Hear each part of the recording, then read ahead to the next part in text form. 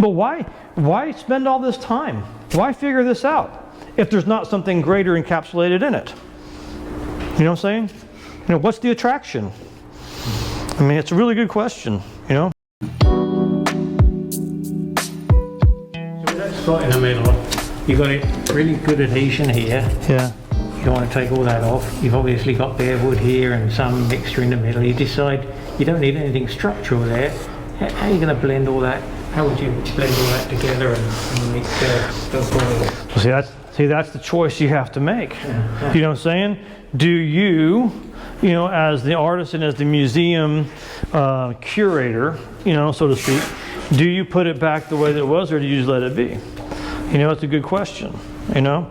And I guess it all depends on the person. Me, you know, I put the Dutchman in and I connect it. Okay, so I ran into another problem I feel like I have to fix, okay? And that's this connection right there. And that goes all the way to the top, right? So this is the center post. A lot of times this center post will be mortised into this rail to provide support, but this is not mortised in, it's just nailed.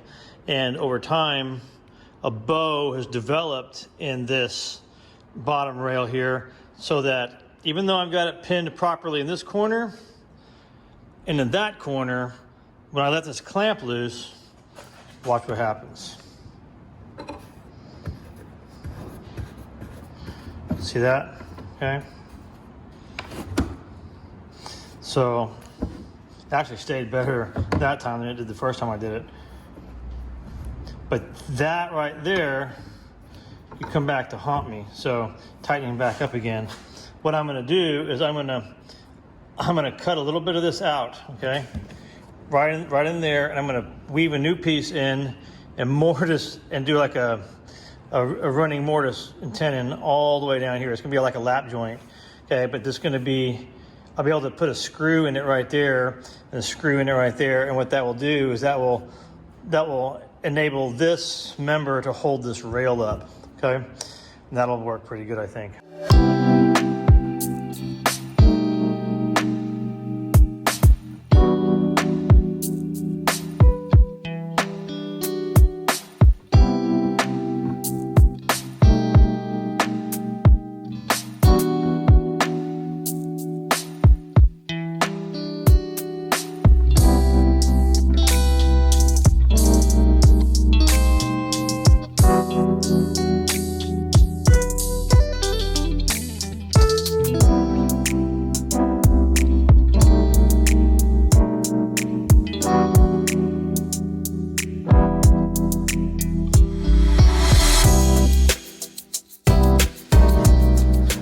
Well, all right, that worked out okay.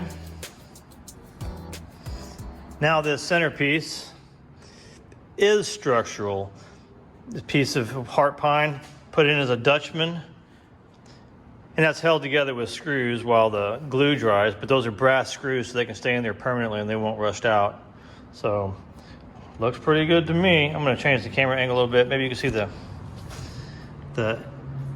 yeah, you can see the angle in there, so that this piece actually goes up under this Munson bar right here, that glazing bar. So, and this just goes through like that so that it's a structural component.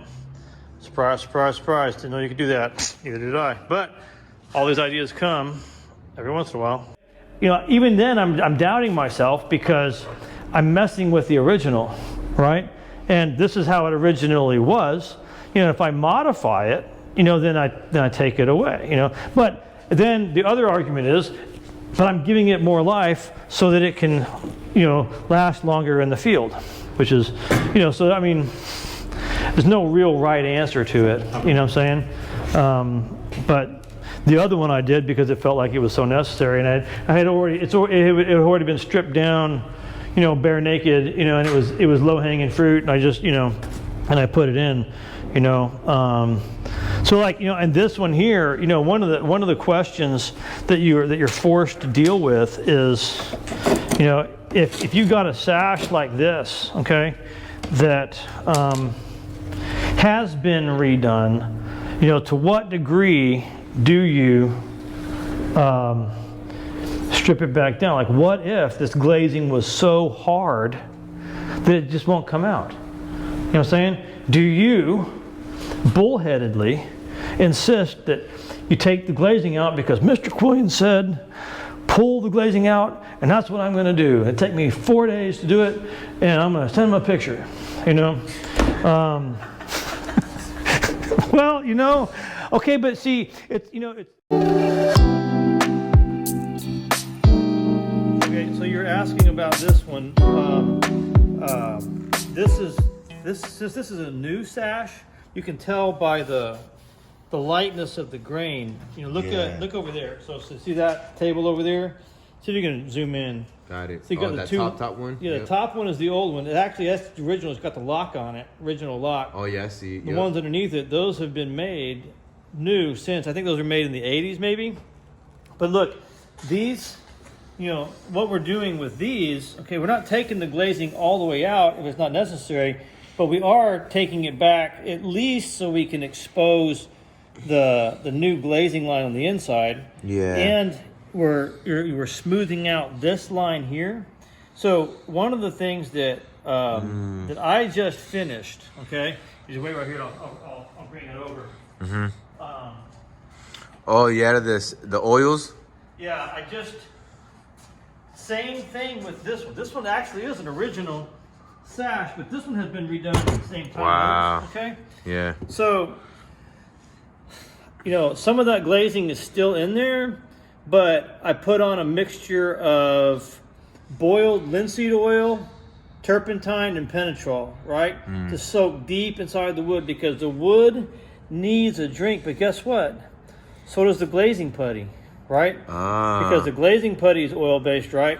And so what we're doing is we're gonna put the oils in the glazing to reinvigorate the glazing putty, you know, and also to create a new base for the new glazing putty to bond to. Right? Okay. It's all oil-based, and so the oils will then, the new glazing putty will bond to the old, and you know it'll be one nice new system. So you know, you don't always have to take the glass out. You know what I'm saying? You know, I mean, a lot of people say, well, you know, Mr. Quillian said you gotta take the glass out, so you know that's what I'm gonna do. You know, but you know it's not always necessary. You know what I'm saying? So that's a little bit different judgment call, you know, that we're making on these sashes. You know. Heard. So I mean, we've got other judgment calls we have to make on those, because I mean I can see from here. That one in the corner, that needs a Dutchman, right? That left one over there? Yeah, right over there. Yep. You know, that one needs a Dutchman, actually, and yours needs a Dutchman right here. Mine too, yeah. You know, we're going to do a Dutchman on that one later on today. You know what I'm saying? So there's different things that have to be done to the windows. You know what I'm saying? But you don't always have to take all the glass out. I mean, sometimes you do. I mean, most of the time you do, but not always. So, Yeah. And that's one of those cases right now. Sweet. Judgment. Heard Thank that.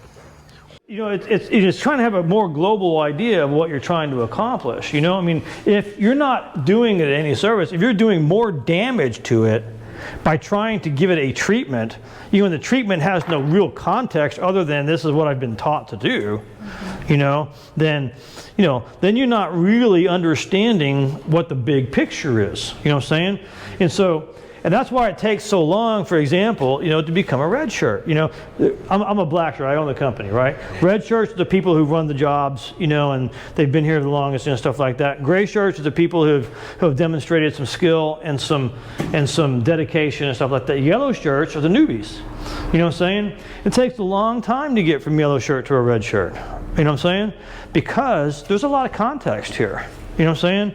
There's a lot of experience that goes into being able to make judgment calls. These are all judgment calls. You know what I'm saying? You know, there's not really a hard set formula to, it's always this way in that situation. I mean, you have to use judgment. You know what I'm saying? I mean, how much time do you have? What are your tools? You know, what are you really trying to accomplish? You know, some people are fine with the windows going up and down. You know what I'm saying?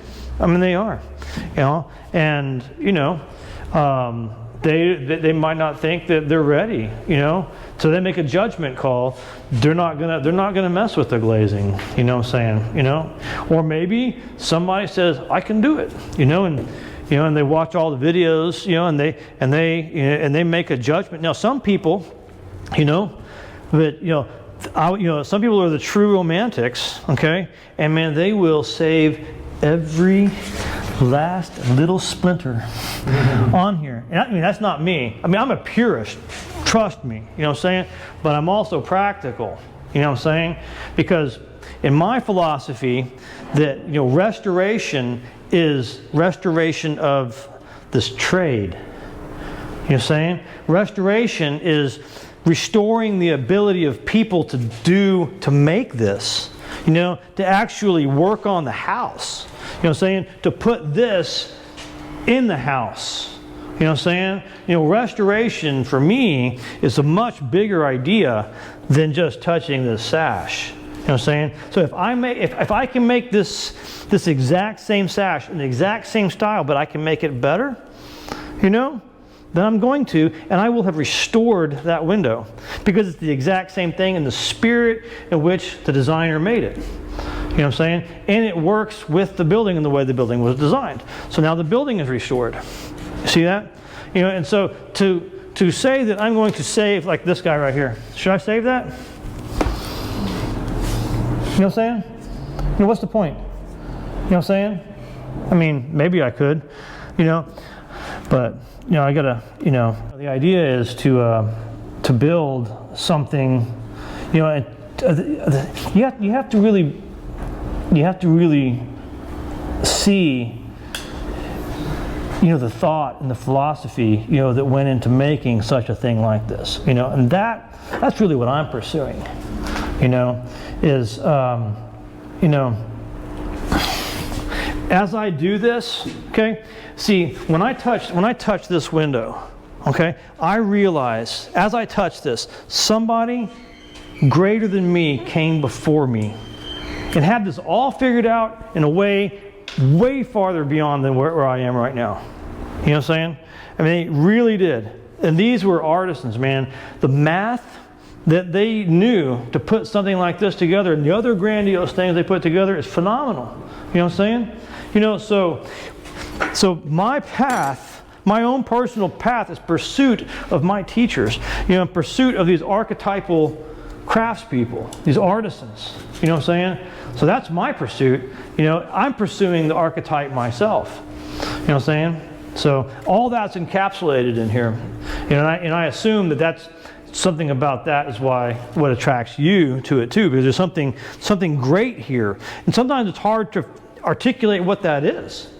You know what I'm saying? But why spend all this time? Why figure this out if there's not something greater encapsulated in it? You know what I'm saying? You know, what's the attraction? I mean, it's a really good question. You know, is it just a job? You know, I mean, is it just a house? What is it that you got your hands on? You know what I'm saying? I mean, why put all that time and energy into it? So, anyway, okay. No more speeches, Mr. Quillian. We gotta. I bet you the steamed window is ready. Yeah, I was gonna ask. Now. Okay, so listen.